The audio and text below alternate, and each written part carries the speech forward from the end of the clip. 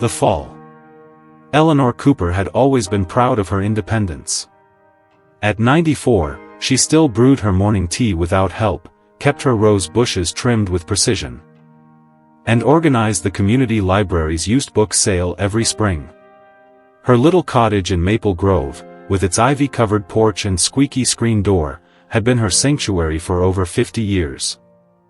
But on a gray Tuesday morning, something shifted. She was in the kitchen, humming an old Bing Crosby tune, when her fingers brushed the edge of the tea kettle. It was slightly off balance. She reached for it, but the movement threw her off. Her knees buckled. Her left foot slid on the tile. And in a flash, Eleanor found herself on the cold floor, her teacup shattered beside her. "Dang it," she whispered, trying to sit up. But her leg ached in a way it hadn't before. Her neighbor, Martha, heard the noise and rushed in minutes later. "Ellie, you okay?" she gasped. Eleanor nodded stubbornly, brushing off concern like a speck of dust. "I just tripped. Silly of me." Still, the fall earned her a trip to the hospital. Nothing was broken, thankfully, but the doctor. A calm and sharp-eyed man named Dr. Jonathan Miller sat beside her with a clipboard and a serious tone. "Eleanor," he began gently, "I see this a lot. 1 out of every 4 seniors your age takes a fall each year. And it's not always about clumsiness. It's about strength. Especially in the legs." She raised an eyebrow. "I've walked my whole life. Raised 2 kids. Worked until I was 75. My legs are fine." Dr. Miller smiled. "They were. But muscles weaken with age, especially if your body is low in one specific vitamin." She blinked. "A vitamin?" "Vitamin D. It doesn't just support your bones, Eleanor. It helps your muscles stay strong. Without enough of it, simple things, like standing up or keeping your balance, become risky." Eleanor glanced down at her legs. She didn't feel weak. But maybe, she hadn't really noticed. Dr. Miller handed her a small pamphlet. "Let's check your levels. It's a simple test. And if you are deficient, we'll take steps, small ones, to get you back on solid ground." For the first time in a long while, Eleanor felt a flicker of vulnerability. And underneath it, a quiet question. Had she been missing something vital all along? The hidden key. Eleanor sat on her porch swing a few days later, the late morning sun warming her knees through her cotton pants. The bruises from the fall were still tender, but her spirit had already begun to bounce back, stubborn as ever. She flipped through the pamphlet Dr. Miller had given her. It was filled with words like muscle function, calcium absorption, and fall prevention. All pointing to that one unassuming term, vitamin D. "You look like you're studying for a medical exam," said a voice from the driveway. It was Martha, balancing a pie tin under one arm and a smug grin on her face. She waddled up the steps, plopped down next to Eleanor, and handed over the tin. "Peach cobbler. Healing food," Martha said proudly. Eleanor chuckled. "God bless you and your sugar therapy." Martha tilted her head. "So, you're really buying into this vitamin D thing?" Eleanor held up the pamphlet. "Turns out it does more than keep your bones from snapping. It helps with muscle strength, too. Especially in the legs." Martha looked unconvinced. "Since when do vitamins do all that?" Eleanor leaned back and sighed. "Since always, apparently. We just didn't know it mattered this much." Dar. Miller said people with low vitamin D are way more likely to fall. And older folks like us don't make enough of it from the sun like we used to. Martha squinted at the sky. "That's just rude. I spend half my day on the porch and still feel like a turtle on its back when I stand up." Eleanor grinned. "That's the thing. It's not just sun. It's what you eat. It's supplements. And guess what else? If your magnesium's low, your body can't even use the vitamin D properly. Martha blinked. Wait, so I need a vitamin for my vitamin? Pretty much. Martha looked down at her cobbler. Maybe we need less peach cobbler and more salmon. Or at least fewer excuses, Eleanor said, nudging her playfully. Just then, her daughter Claire pulled into the driveway, her hybrid SUV humming as it stopped. A slim woman in her 60s with short silver hair and a yoga mat in the back seat. Claire was a walking brochure for clean living. I brought you vitamin D gummies, Claire called out cheerfully, holding up a small bottle. Yay! Candy with a purpose, Eleanor muttered. As Claire stepped up to join them, she kissed her mother's forehead and said, "We're getting your muscles back in shape, Mom. Step 1, test your levels. Step 2, build a plan." Eleanor looked between Claire and Martha. One a health nut, the other a cobbler queen. And herself, somewhere in between. But for the first time in a long time, she wasn't just reacting to a fall. She was rising to the challenge. The deficiency. The blood test came back on a Thursday morning. Eleanor sat in Dr. Miller's office, flipping through a dog-eared issue of Better Homes and Gardens. When the nurse called her in, Dr. Miller greeted her with a warm smile and waved toward the chair. "Well, Eleanor, we've got your results," he said, tapping on his tablet. "And as I suspected, your vitamin D levels are low. Quite low, actually." Eleanor raised an eyebrow. "Define low. Like, eat a few eggs low, or I need a new skeleton low?" Dr. Miller chuckled. "Let's call it, definitely needs improvement." He swiveled the screen toward her. "You're sitting at 17 nanograms per milliliter. We like to see at least 30. Optimal is closer to 50. Eleanor frowned. "And this is why I fell?" "It's likely a big part of it," he said. "Low vitamin D affects balance, strength, and coordination. And the older we get, the harder it is for our bodies to convert sunlight into usable vitamin D." She looked down at her hands, resting quietly in her lap. They'd folded books and tucked in babies, kneaded bread, and pulled weeds for decades. But now, they felt like part of a body that was slowly betraying her. "You didn't do anything wrong," Dr. Miller added, as if reading her thoughts. "This happens to so many seniors. Nearly 60% of people over 65 don't get enough vitamin D. You're not alone." That afternoon, Eleanor sat with Claire at the kitchen table. Sunlight stretching through the window and warming the wood beneath their teacups. Claire laid out a small notebook. "Okay, Mom. We're going to beat this. Here's what we're doing. Daily sunlight walks, vitamin D3 supplements, magnesium-rich meals, and a little food overhaul." Eleanor rolled her eyes.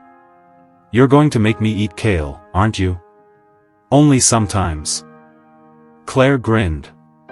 "But it turns out mushrooms and eggs are your new best friends. And salmon. Salmon I can live with. Kale, we'll negotiate." Eleanor took a deep breath. Her legs still felt shaky. And her back ached more than she wanted to admit. But now there was a plan. A name to the weakness. A cause. And more importantly, a way forward. That night, she jotted something into her journal. Knowledge doesn't stop the aging. But it gives you something to fight with. The turnaround plan. By the following week, Eleanor had officially swapped her afternoon soaps for sunlight. At precisely 11:30 a.m. each day, she laced up her white sneakers, still stiff from years of light use, and stepped out onto the quiet streets of Maple Grove. Her walks were slow at first. Short. Just to the corner and back. But with every outing, her steps grew a bit steadier. Claire had made a vitamin D checklist that now hung on the fridge like a mission map. At the top, sunlight. supplements, salmon, strength. Each word written in bright purple marker. Martha, bless her heart, had joined the mission too, though with slightly less enthusiasm. I bought sardines, she grumbled one day, plunking a can on Eleanor's counter. If I die from the smell, I hope someone blames you. Eleanor just laughed. Protein and vitamin D. You'll live to complain another 50 years. Every meal was now an opportunity. Breakfast meant scrambled eggs, with the yolks, of course. Lunch came with spinach salad and sunflower seeds. Dinner featured grilled salmon or tuna, plus a glass of vitamin D fortified milk. Claire had even replaced Eleanor's porch light with a small sunlamp, perfect for cloudy days and late afternoons. The hardest part, surprisingly, wasn't the new foods or the walking. It was patience. I don't feel different, Eleanor grumbled to Dr. Miller at her next appointment. I take the pill. I walk. I eat the fish. And I still creak like an old rocking chair. He smiled gently. That's because it takes time. Think of it like watering a dry garden. The soil's been parched for years. One good rain doesn't bring the flowers back. But keep at it, and things will bloom again. Eleanor liked that. She could picture her legs as stubborn old rosebushes, tough and twisted. Just waiting for a reason to thrive. She nodded. Okay then. I'll water my garden. That night, before bed, she wrote in her journal again. Healing isn't loud. It's quiet. It sneaks in while you're not looking. The signs of strength. It wasn't a dramatic moment. Eleanor didn't suddenly leap out of bed or run a mile. The change came like spring, subtle at first. Then impossible to ignore. It started one morning when she bent to tie her shoes and realized she hadn't braced herself on the dresser. Then came the time she stood from her armchair without pushing off the armrests. No grunting, no slow rocking forward. Just, up.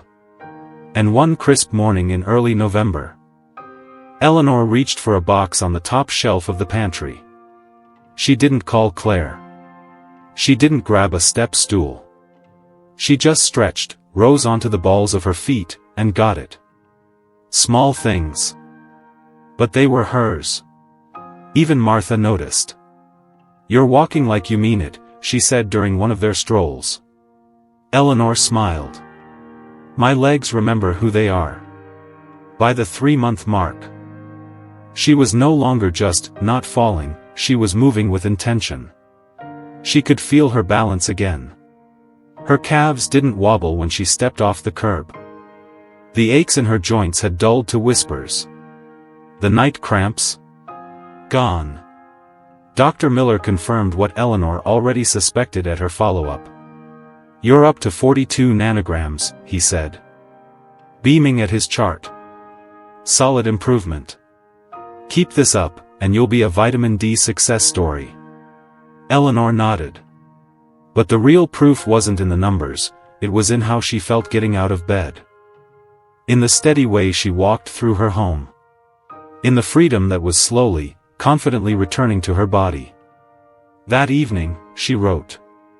3 months ago, I needed help getting off the ground. Today, I picked up a pine cone from the yard. With my own hands. Without holding on to anything. I win. The sunlight ritual.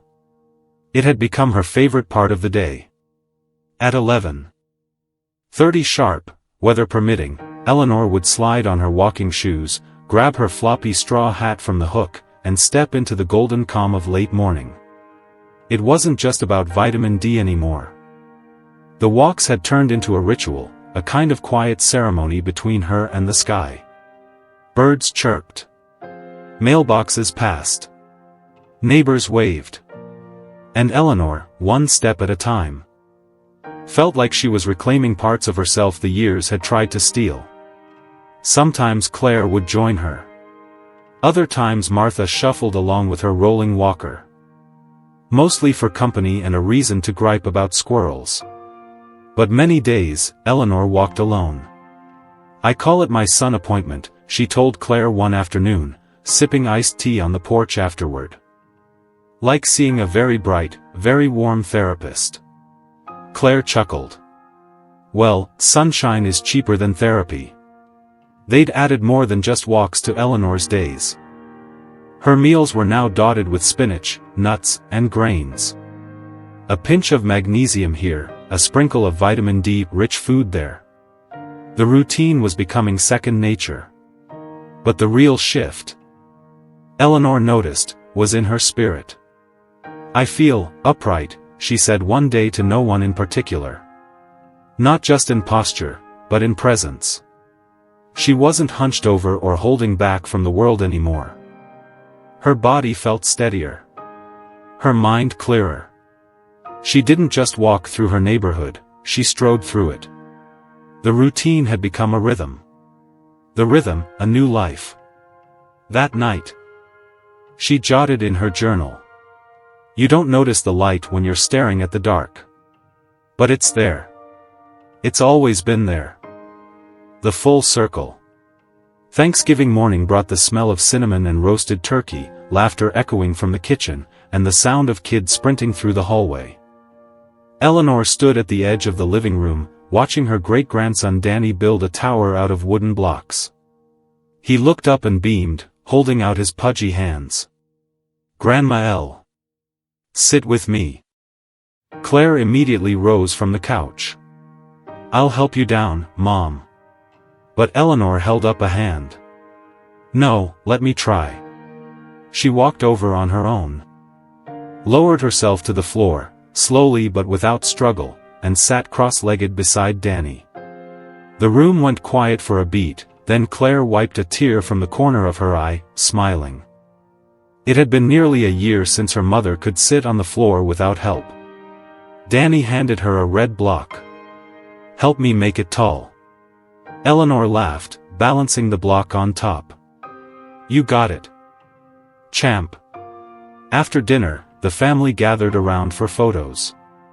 Someone snapped a picture of Eleanor standing tall in the middle of 4 generations, arms around Claire and Martha. A big grin on her face. Later that night, Claire sat beside her on the porch, both of them wrapped in blankets. The stars blinked above like distant promises. "You know," Eleanor said softly, "I used to think old age meant letting go of things. But maybe it's just about picking up the right ones." Claire reached over and squeezed her hand. "You picked up strength, Mom. In every sense of the word." Eleanor looked out into the dark yard, feeling grounded. Strong. Whole. She scribbled her final journal entry of the year. "I'm not afraid of falling anymore. I've learned how to stand." The lasting lesson. Winter came gently to Maple Grove, wrapping the town in soft snow and quiet mornings. Eleanor's walks were shorter now, not from fatigue, but from the cold. Still, she made time for them, bundled up in her thick coat, scarf tucked under her chin, a small sunlamp waiting for her on the porch when clouds lingered too long. At her final checkup of the year, Dr. Miller smiled as he reviewed her chart. "Your vitamin D levels are steady. Muscle strength's improved. Fall risk? Significantly reduced." He leaned back in his chair. "You've done everything right." Eleanor chuckled. "I just followed orders. And made a lot of omelets." "You gave yourself the gift of movement," he said. "That's not just health, it's freedom." At home, Eleanor stood in her kitchen, watching the snowflakes swirl outside her window. She thought of the year that had passed. Of how weak she had felt. How scared. How limited. And how, slowly, she had reclaimed her body. Her confidence. Her independence. It hadn't been a miracle. It had been science, and choice. She pulled out her journal. Flipping back through the entries. Page after page of moments that once seemed ordinary but had become triumphs. A morning without pain. An afternoon without fear. A walk that didn't end in a stumble. She turned to a fresh page and wrote. Sometimes strength is something you build, not something you're born with. Vitamin D gave me the tools. But I picked them up and built a life. In the spring, she planned to start a small community group at the senior center, a walking club with tea, conversation, and a little bit of sunshine. She already had a name in mind. The Sunshine Circle.